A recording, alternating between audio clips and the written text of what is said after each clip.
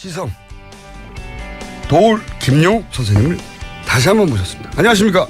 안녕하세요. 네, 선생님 지난번 방송을 하고 나서 저희 청취자 게시판에 선생님을 좀 자주 모셔달라고 요청이 빌발쳤어요. 근데 워낙 방송을 잘 안 하셔가지고 저 연락을 못 드렸는데 선생님이 미리 연락을 오셨습니다. 제가 한번 나가야 되겠다. 네. 근데 다른 얘기하기 전에 최근에 로마서 강해라는 책을 한 권 썼어요. 네, 예. 보내오셔가지고 두꺼운 책을 받았는데 저희 작가들도 감동해가지고 예. 책 내용은 안 읽고 책이 너무 멋있다고. 일단 선생님 사인 너무 멋있다고. 책은 안 읽었는데 일단 감동했습니다. 근데 왜 이 시점에 갑자기 로마서 강해를 이 시국에 끌고 나오신 거예요? 저는 원래 그 기독교에 대해서 뭐 이렇게 호의적이고 열렬한 신앙을 가지지 않은 사람들처럼 우리 사회에 비치고 있는데 예. 사실은 저는 정신 세계가 예. 어려서부터 완전히 독실한 기독교 집안에서 자라나서. 아, 그러셨어요? 네. 그리고 신학대학까지 갔었던 사람이고. 왠지 불교 가까우신 느낌인데. 글쎄 말이야. 헤어스타일도 그렇고. 그래서 그러셨구나. 그 네. 어린 시절에 소위 10대에부터 그 바울이라는 사람을 내가 인간적으로 만났다고. 인간적으로. 그래서 그 바울과 해우한 내 인생의 뭐 50년, 뭐 정확하게 뭐 52년 동안의 사상적 투쟁을 요번에 총 결산한 거죠. 아, 이게 어린 시절에 바울을 처음 만났고, 네. 인간 바울을. 네, 인간 바울을. 이제 그 처음 만난 이후로 50몇 년이 지난 지금 한번 정리를 해야 되겠다. 그렇죠. 이거는 그것이 이 촛불 정국이 발생하면서 우선적으로 나한테 내가 이제 촛불을 들고 나온 시민들, 국민들, 여러분들 속에서 막 이렇게 외치면서 바울뿐만 아니라 이제 예수의 십자가의 의미를 가장 서구 지성사에다가 명쾌하게 밝힌 사람이 바울이라는 인간이고. 네. 그래서 그때 야, 이건 우리 민족 전체가 십자가를 져야 할 문제가 아닌가 이런 생각이 그 군중 속에서 내 마음에 쏙 들어오더라고. 촛불 집회 참석하셨다가 바울을 떠올리셨어요? 바울을 떠오르게 됐고 그렇다면은 이 시점에서 한 사상가로서 이 바울의 사상을 통해서 기독교의 본질을 얘기하고 그 기독교의 본질을 통해서 우리 민족을 좀 깊게 반성하게 만드는 그러한 계기를 만들 수 있지 않을까. 그게 어떻게 연결되는지. 연결이 잘 돼요. 자, 여러분 잠깐 설명해 주십시오. 촛불 집회에 갔다가 바울을 떠올린 사람은 그렇게 많지 않을 거거든요. 선생님은 왜 바울을 떠올리셨는지, 이게 그리고 우리 지금 대한민국과 어떻게 연결이 되는 건지. 그러니까는 그 바울이 로마서를 쓴 것은 예. 딴 그 편지가 많이 있는데 예. 그 딴 편지가 아니고 이 바울의 로마서는 딴 편지하고 달라서 자기가 가보지 않은 곳에요. 로마를 가본 적이 없거든요. 그래서 전혀 자기가 그 만든 교회가 아닌 당대의 가장 그래도 세계 중심이라고 하는 로마에 있는 그 예수 팔로워들을 향해서 예. 이 사람이 내가 생각하는 기독교는 이런 것이다. 나는 평생 이러한 원리에 의해서 기독교를 해석하고 전파해 왔다고 하는 것을 이 로마 사람들에게, 로마 교인들에게 보내는 편지가 로마서인데 그러한 성격 때문에 로마서는 매우 일반적이고 총체적이고 추상적이면서 아주 원론적인 얘기를 기독교에. 그러니까 로마서는 성서 전체를 통해서 기독교의 총론이라고 말할 수 있는 거예요. 예. 그리고 기독교의 총론일 뿐만 아니라 이것은 서구 지성사의 총론이라고 볼 수가 있어요. 그런 의미가 있군요. 그래서 사실은 이 시점에서 내가 바울의 이것을 바울의 사상을 논했다는 것은 서구 문명의 가장 핵심을 한번 파헤쳐 보는 것이고 네. 오늘날 우리 대선 정국과 관련해서도 우리를 지배하는 것은 우리의 뿐만이 아니라 전 세계의 문제고 네. 이런 한국이 지금은 전 세계 지성인들에게 하나의 화두로 떠올라온 이 시점에서 예. 오히려 내가 무슨 광개토대왕비를 해석하는 것보다는 바울을 해석함으로써 예. 우리나라의 상당수 국민이 기독교 교인이고 그들에게 기독교 정신을 일깨워서 오히려 우리 민족사를 한번 본질적으로 반성하고 그 얼마나 이 박정희 패러다임이라고 내가 부르는 예. 여태까지 우리를 짓누르던 모든 정치 체계나 이러한 세속적 권력이 얼마나 잘못된 것이고 죄악의 덩어리였고 그 죄악의 삭은 사막일 뿐이라고 하는 그 어마어마한 논리를 나는 국민들하고 공유하고 싶었던 것이죠. 촛불을 저 질문 잠깐 했는데 10분 가까이 혼자 연배를 토하셨는데 선생님 말씀을 항상 듣다 보면 논리로 따라가지만 논리 이전에 선생님 표정과 말투에 일단 저 말은 맞는 것일 거야. 일단 설득부터 되고 시작되거든요. 근데 지금 말씀에 제가 이야기로는 그러니까 촛불 집회가 세계사적인 기준에서 볼 때 세계사를 관통하는 원리 원칙이 여기서 구현된 것이다. 이런 겁니까? 그러니까는 미국의 독립혁명보다는 훨씬 더 위대한 혁명이고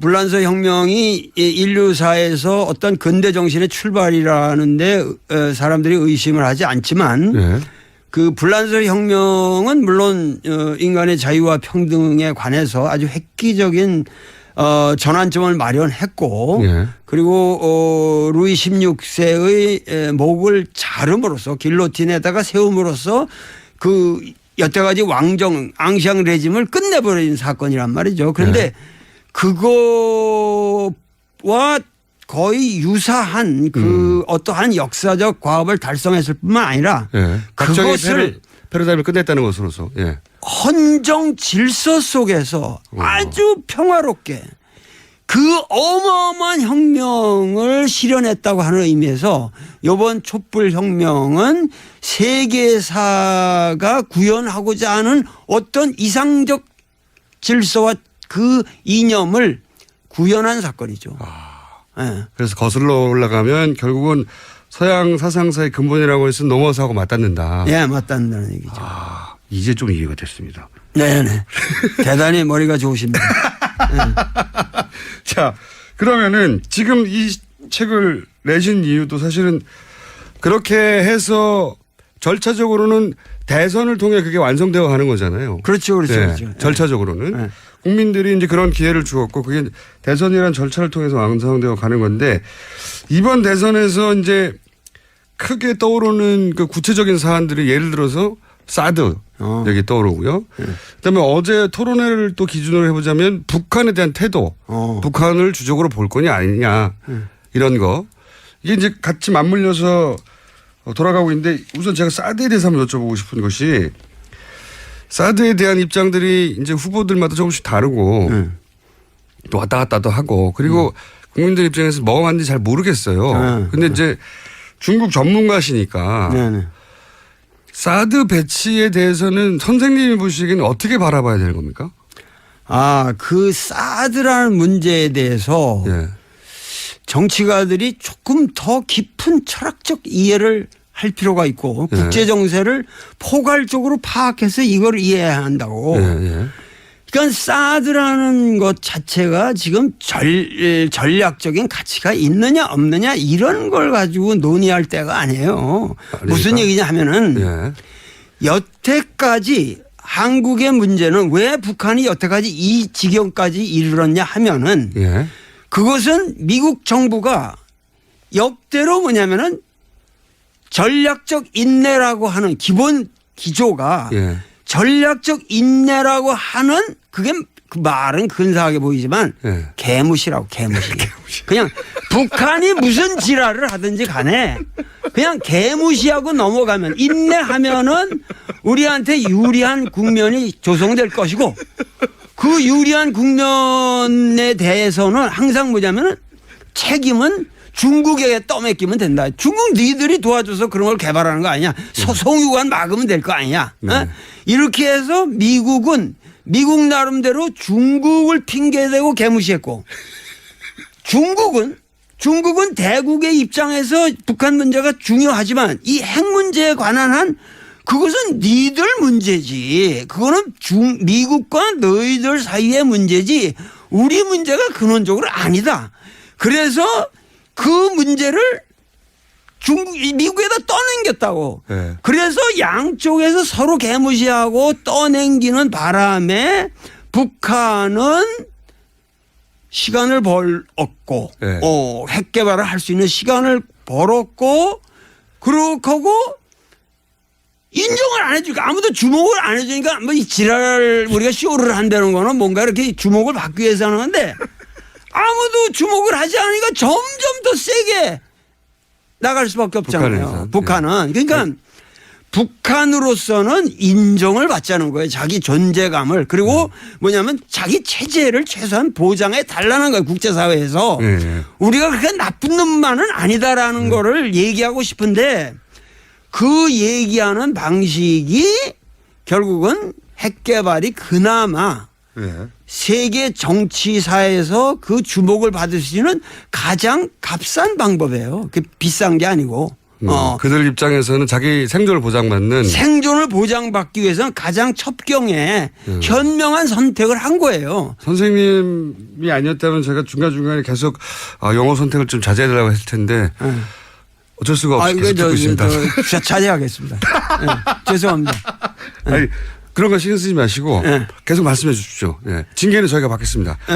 그러니까는 그러한 상황에서 사드 때문에 중국이 개무시가 안 되는 거예요. 갑자기. 그리고 미국은 사드를 중국이 저렇게 아주 극적으로 반발을 하는데 여기서 후퇴라면 동아시아에서 뭐냐면 자기들의 세력이 근원적으로 약세로 몰리는 계기가 되기 때문에 중국이 계속 성장하고 있으니까. 그러기 때문에 동아시아에서 전체 이 인터내셔널 폴리틱스의 이 아리나에서 미국이 아직도 최강자라는 것을 보여주기 위해서는 사드를 고집할 수밖에 없어요. 중국이 아무리 반대해도 여기는 내가 왕이다 아직도. 내가 왕이니까 니들이 물러나라서 우리가 물러날 미국이냐 감히 미국이. 그래서 한국만 갖다 대면서 막 지금 협박하는 거 아니에요. 그러니까 뭐 실제로 오지도 않았다고 그러는데. 쏙 이해되고 있습니다. 그러니까는 그런 상황에서 사드는 아까 처음에 얘기했잖아요. 전략적 가치의 문제가 아니라 세계 정치사에 굉장히 비싼 밸류가 돼버렸어요. 가치가 돼버렸다고 지금. 가치 덩어리예요. 그러니까 이 사드 배치라는 거를 가지고 우리는 뭐냐면 진짜 정치를 할 수 있는 좋은 카드를 쥐게 된 거예요 지금. 그러니까 이 무기가 기능이 어떤 이런 건 중요한 게 아니다. 중요한 게 아니지 그게. 그러니까 과거에는 개무시를 하는 그 판에서는 누구도 우리가 지금 노름을 하고 있는데 아무도 안 보는 노름이라면 그게 뭐 가치가 있겠어요? 근데 모든 사람들이 집중해서 지금 그 게임을 보고 있다. 이럴 때에는 다 패가 올라가는 죠 갑이. 근데 그때의 사드가 가장 지금 우리로서는 유리한 이 카드가 모든 정치인들에게 주어졌는데 그리고 이거를 잘 활용하면 우리야말로 세계 평화를 이룩할 수 있는 위대한 민족이 될 수 있는데 왜 이걸 가지고 무슨 어쩌 전략적 가치니 무슨 주적이니 많이 이런 낮은 수준에 지읒 기억 소리를 하고 있느냐.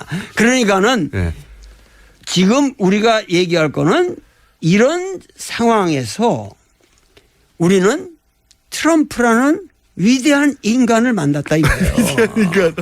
트럼프는 뭐냐면은 우리가 알아야 될 건 트럼프는 장사꾼입니다. 그렇죠. 예. 전쟁광이 아니에요. 예, 예. 어디까지나 미국의 이익을 중시합니다. 돈 되면 하는 거죠. 예. 돈 되면 할 뿐만 아니라 예.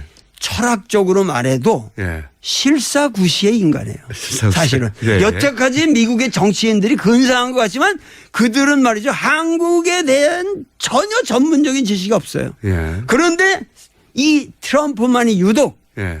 한국 문제는 이건 세계사적으로 중요한 문제다. 내가 나의 가장 핵심적 문제로 테이크 오버 하겠다. 예. 그러고 여태까지와 다른 자세를 보인 거예요. 오바마에 대한 컴플렉스 때문이라고 하는데 그건 중요하지 않고 어쨌든 중요하지 않고 예.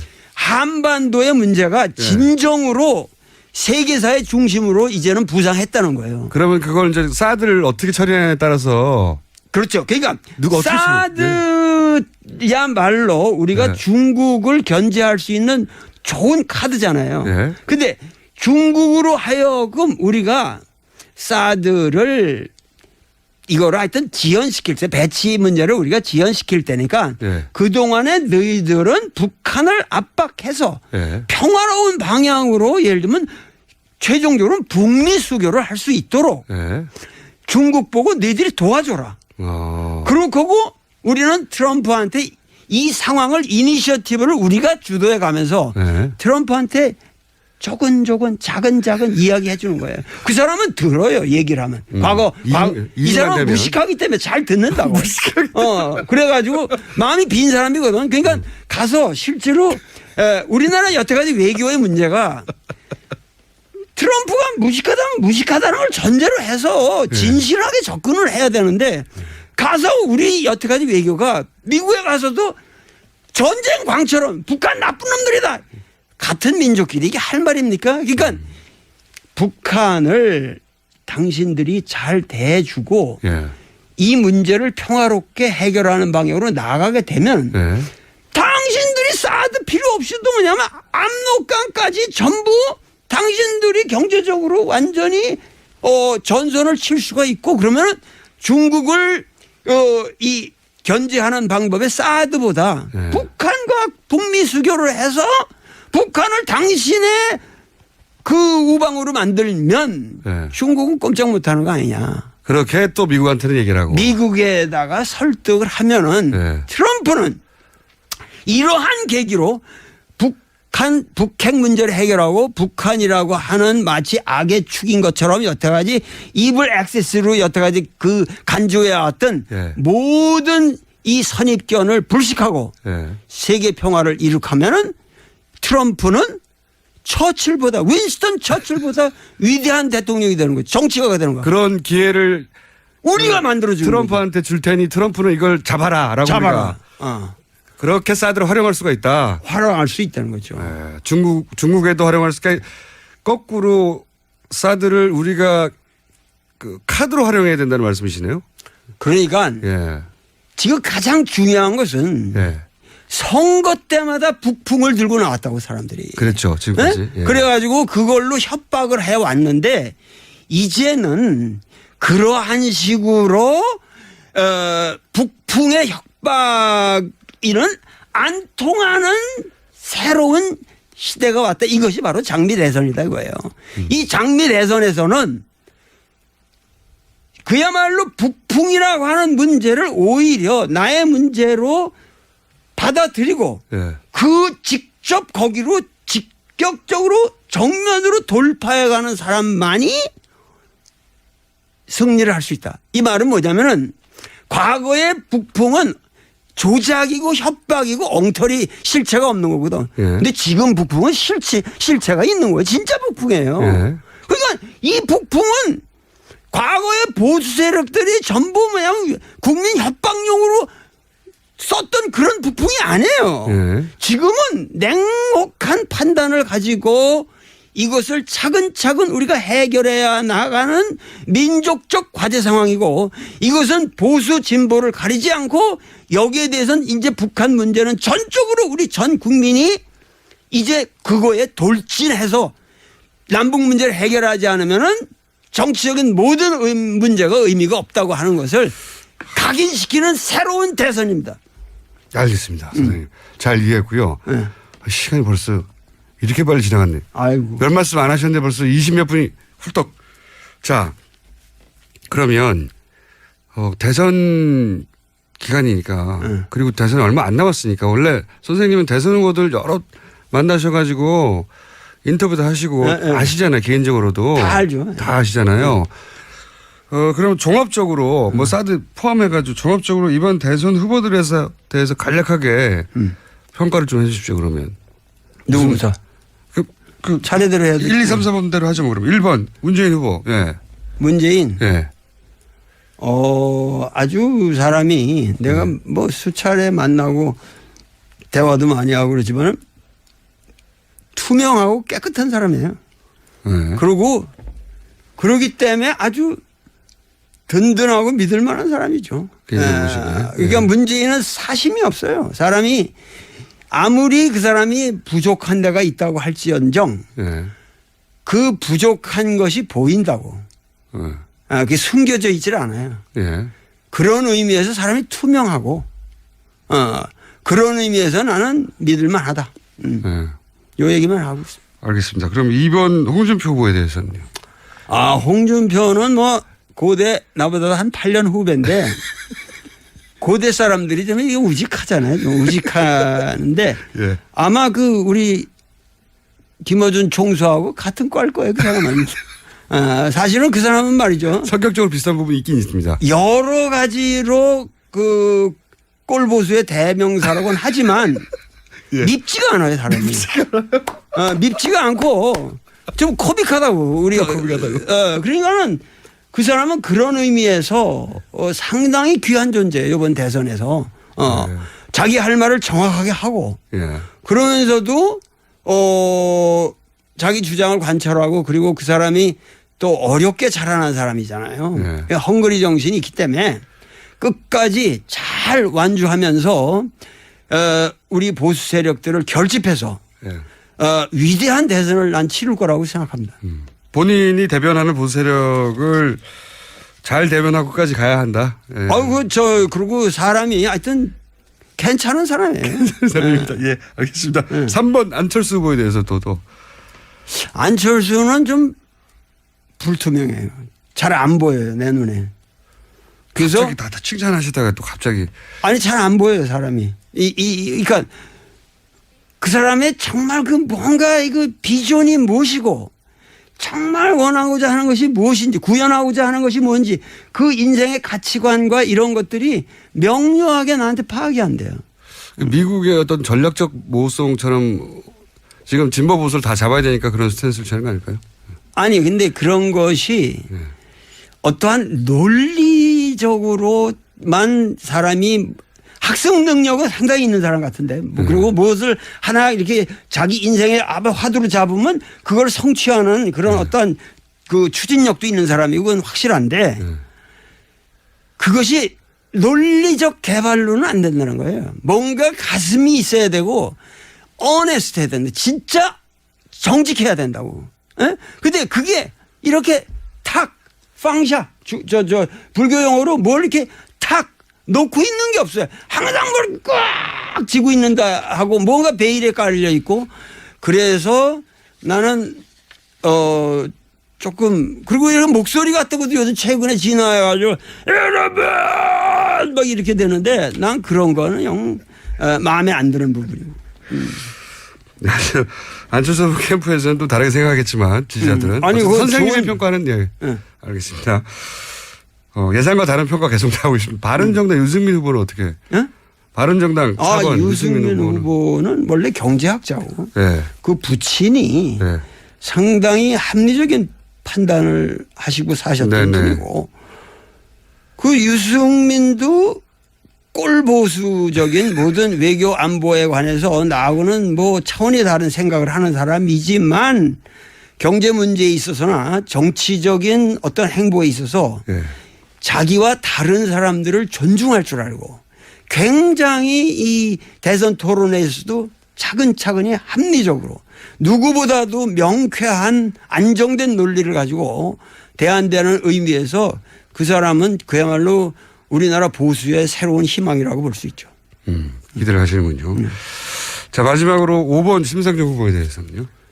심상정이라는 사람은 대학교 시절에 서울대학교에서 여학생회를 그 사람이 만들었잖아요. 그렇죠. 그래가지고 그 회장을 스스로 했고 그러면서 그 졸업하자마자 구로공단에 그 위장 취업해가지고 동맥 파악을 유도했고 그리고 25년 동안 계속 도발이 인생을 거치면서 오늘날까지 우리 사회에 심상정과 같은 존재가 있다는 것에 대해서 우리는 정말 감사해야 됩니다. 모든 국민이 심상정을 빨갛다 이런 식으로 바라보지 말고 우리 사회의 귀한 자산이다. 그야말로 그 홍석현 회장이 언젠가 그 사회적인 통합을 얘기하면서 어느 누구 정권이 들어서도 그야말로 노동부 장관만은 심상정의를 시켜야 되고 노회찬 같은 사람이나 이런 사람들을 노동부 장관으로 시켜서 노동 문제를 다루게 해야 되지 않느냐.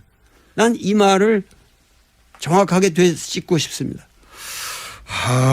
시간 가는 줄 모르고 정말 빨리 지나갔습니다. 저희가 혹시 선생님 대선 전에 한 번 더 모실 수 있을까요? 잘 안 나오시니까 집에서. 한 번 더 하죠 뭐. 너무 감사합니다. 오늘 여기까지 하겠습니다. 지금까지 이 시대의 석학 사상가 도울 김영우 선생님이었습니다. 감사합니다. 네, 감사합니다. 네. 그리고 신학대학까지 갔었던 사람이고. 왠지 불교 가까우신 느낌인데. 글쎄 말이야. 헤어스타일도 그렇고. 그래서 그러셨구나. 그 네. 어린 시절에 소위 10대에부터 그 바울이라는 사람을 내가 인간적으로 만났다고. 인간적으로. 그래서 그 바울과 해우한 내 인생의 뭐 50년 뭐 정확하게 뭐 52년 동안의 사상적 투쟁을 요번에 총 결산한 거죠. 이게 어린 시절에 바울을 처음 만났고 인간 바울을. 네, 인간 바울을. 이제 그 처음 만난 이후로 50몇 년이 지난 지금 한번 정리를 해야 되겠다.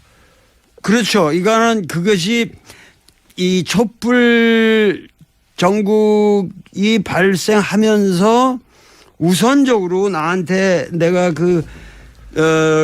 이제 촛불을 들고 나온 시민들, 국민들, 여러분들 속에서 막 이렇게 외치면서 바울뿐만 아니라 이제 예수의 십자가의 의미를 가장 서구 지성사에다가 명쾌하게 밝힌 사람이 바울이라는 인간이고 네. 그래서 그때 이건 우리 민족 전체가 십자가를 져야 할 문제가 아닌가 이런 생각이 그 군중 속에서 내 마음에 쏙 들어오더라고. 촛불 집회에 참석하셨다가 바울을 떠올리셨어요? 바울을 떠오르게 됐고 그렇다면은 이 시점에서 한 사상가로서 이 바울의 사상을 통해서 기독교의 본질을 얘기하고 그 기독교의 본질을 통해서 우리 민족을 좀 깊게 반성하게 만드는 그러한 계기를 만들 수 있지 않을까.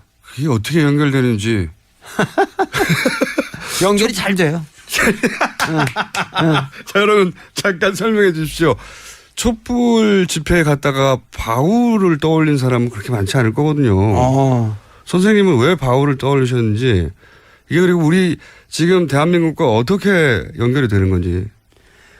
그러니까는 그 바울이 로마서를 쓴 것은 딴 그 편지가 많이 있는데 그 딴 편지가 파헤쳐 보는 것이고 오늘날 우리 대선 정국과 관련해서도 우리를 지배하는 것은 우리의 뿐만이 아니라 전 세계의 문제고 이런 한국이 지금은 전 세계 지성인들에게 하나의 화두로 떠올라온 이 시점에서 오히려 내가 무슨 광개토대왕비를 해석하는 것보다는 바울을 해석함으로써 우리나라의 상당수 국민이 기독교 교인이고 그들에게 기독교 정신을 일깨워서 오히려 우리 민족사를 한번 본질적으로 반성하고 그 얼마나 이 박정희 패러다임이라고 내가 부르는 여태까지 우리를 짓누르던 모든 정치 체계나 이러한 세속적 권력이 얼마나